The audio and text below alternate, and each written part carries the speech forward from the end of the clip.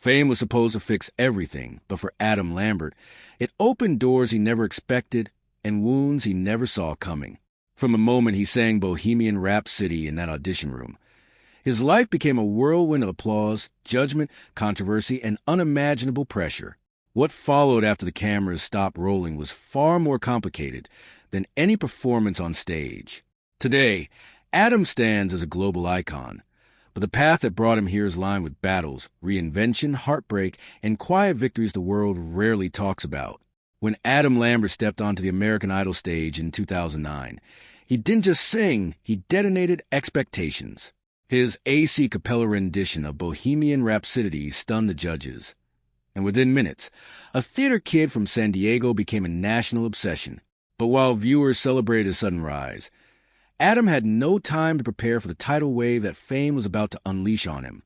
He had barely finished his final performances in Wicked when Idol producers told him he needed to quit the show to compete. And within months, he went from a working stage actor to a household name. For someone who had once described himself as a loner in middle school, the sudden attention was overwhelming. What the audience didn't know was that Adam's personal life was already under scrutiny long before the finale. Rumors about his sexuality escalated week after week, overshadowing his vocals and performances. The pressure became so intense that Adam later admitted he had to question whether publicity was worth it, whether fame was something he truly wanted or something he'd been tricked into chasing.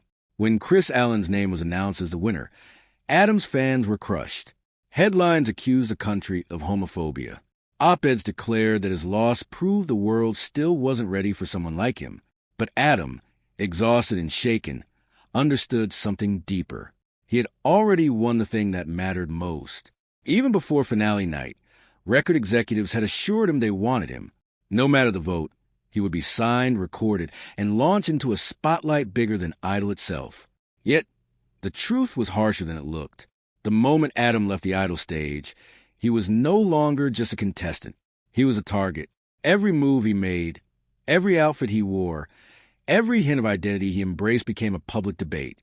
He was now expected to represent an entire community, carry an entire legacy, and defend every inch of his authenticity while the world dissected it.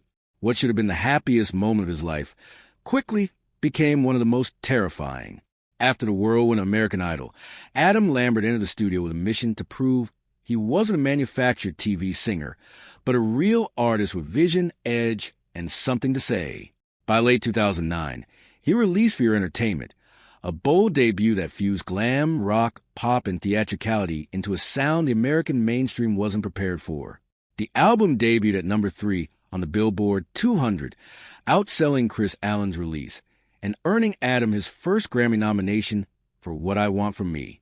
From the outside, this looked like a triumphant beginning. But behind the scenes, Adam was fighting a war he never expected. Public pressure surrounding his sexuality intensified immediately. Retailers demanded an alternate, less gay album cover because the original image made them uncomfortable. His label feared he was too much, too theatrical, too bold, too visible for an industry still terrified of queer authenticity. The more Adam tried to embrace himself, the more he was told to tone it down. And then came the night that would follow him for years, the 2009 American Music Awards. Adam delivered a provocative performance meant to celebrate freedom and artistic expression. Instead, it unleashed backlash so severe that it nearly derailed his career. Conservative groups complained. Networks censored the West Coast broadcast, and ABC canceled multiple upcoming appearances. Adam later admitted that he didn't expect the double standard to be so brutal. Straight artists had done far more outrageous things on stage without consequence.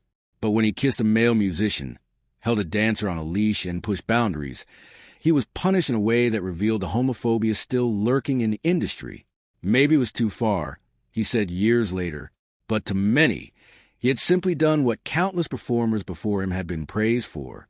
In the month that followed, Adam was forced to fight for his place in the industry, not because his music wasn't good, but because his identity terrified the gatekeepers. He wanted to be known for his voice, his artistry, his vision. Instead, every interview, every headline, every debate focused on who he was rather than what he could do. This wasn't the glamorous beginning he had envisioned. It was a battle for survival before his career had even truly begun.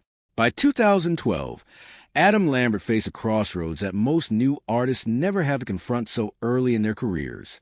The backlash from the AMA controversy had cooled, but its shadow still lingered over him, shaping how labels and executives viewed his marketability. Instead of retreating, Adam doubled down on his artistry and released Trespassing, a daring, unapologetically personal record that showcases growth and the vulnerability behind the glam. When it debuted at #1 on the Billboard 200, Adam made history as the first openly gay male artist to top the chart. It was a landmark moment, one that symbolized pride, defiance, and resilience.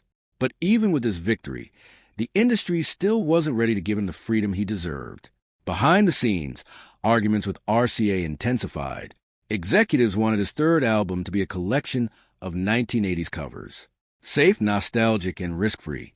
Adam refused. He hadn't spent his life fighting for authenticity just to become a polished tribute act for someone else's comfort. The negotiations collapsed, and in 2013 he walked away. The split was mutual, on paper, but emotionally it was another reminder of how often he had to defend his right to be himself. When he signed with Warner Brothers in 2015, Adam made a decision that would redefine his career. Working with Max Martin and Shellback, he created the original High, a record far more subdued than his earlier work, gone with the extreme glam aesthetics. Instead, he explored moodier sounds and emotional honesty. Critics praised the shift, calling the album musically mature, and even suggesting that simplicity had become his new superpower. Adam wasn't abandoning who he was. He was growing beyond what people expected. Yet despite the acclaim, Adam quietly admitted that he was running on emotional fumes. Years of scrutiny, pressure, and controversy had taken a toll on his mental health. He felt anxious, drained, and unsure what success even meant anymore. By the time he wrapped his tour for the original High, he knew he needed something bigger than a hit album or a chart position. He needed to rediscover his joy in music and to remember why he ever stepped on stage in the first place. If Adam's solo career was a fight for autonomy, his journey with Queen became a test of identity, endurance, and emotional strength. The partnership began quietly in 2011 when Brian May and Roger Taylor invited him to perform with them at the MTV Europe Music Awards. The world was stunned. This wasn't a tribute act. Adam's voice soared with a power that felt both familiar and new, echoing Freddie Mercury's spirit without ever attempting to replace him. It was enough to plant a seed that would change the course of his life. By 2012, Adam and Queen were performing full-scale shows. By 2014, they launched their first global stadium tour as Queen plus Adam Lambert, breathing new life into a band many believe could never be whole again. Concert after concert sold out. Critics praised Adam's jaw-dropping range, his ability to revive songs that once belonged to one of rock's greatest legends. But behind that praise was a responsibility that few performers could bear. Adam had to stand in the space Freddie Mercury once occupied, an impossible task for anyone, let alone a man whose every move was still Jay.